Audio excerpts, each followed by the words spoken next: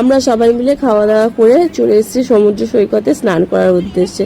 আর দেখুন চারিদিকের ওয়েদারটা এত সুন্দর, পুরো একদম রোদ্দুজ্জ্বল একটা ওয়েদার। তখন বাজে বিকেল 4টে, বিকেল বলবো না বেলা বলবো জানি না। তো ছেলে মেয়েগুলো জল দেখেই খেলতে শুরু করে দিয়েছে, আর আমরাও অল্প একটুখানি স্নান করে তারপর চলে গিয়েছিলাম, যেহেতু বেলা হয়ে গেছিলো, মানে বিকেল হয়ে গেছিলো। তো ফ্রেশ হয়ে নিয়ে সবাই মিলে এখন বসেছি মুড়ির আসরে। আর আমার দিদি এই বিষয়ে ভীষণ এক্সপার্ট, যে ট্যুরেই যাই না কেন ও মুড়ি, চেনাচুর, আলু সেদ্ধ, পেঁয়াজ, শসা সব নিয়ে হাজির হয়ে যায়, আর আমরা খাই।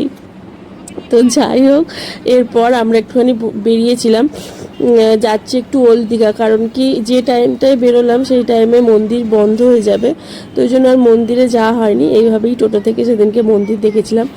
আর ওল্ড দীঘাতে গিয়েও আমাদের কপালটা এবারে এতটাই খারাপ ছিল, তো ওল্ড দীঘার সমস্ত মার্কেটও সেদিন বন্ধ ছিল, কারণ কি কোনো পলিটিক্যাল পার্টির কোনো মিটিং চলছিল, তো সেই জন্য ওল্ড দীঘাও বন্ধ ছিল। ওই শুধুমাত্র ফুটে যে সমস্ত দোকানগুলো বসে সেগুলোই বসেছিল, আর সেখান থেকে আমরা টুকটাক কিছু কেনাকাটি করলাম। এরপর চন্দ্রানী আনলো একটুখানি ঘটি গরম। ঘটি গরম খেতে তো বেশ ভালোই লাগে, তো ঘটি গরম খেতে খেতে আমরা এবার ফিরছি হোটেলের দিকে।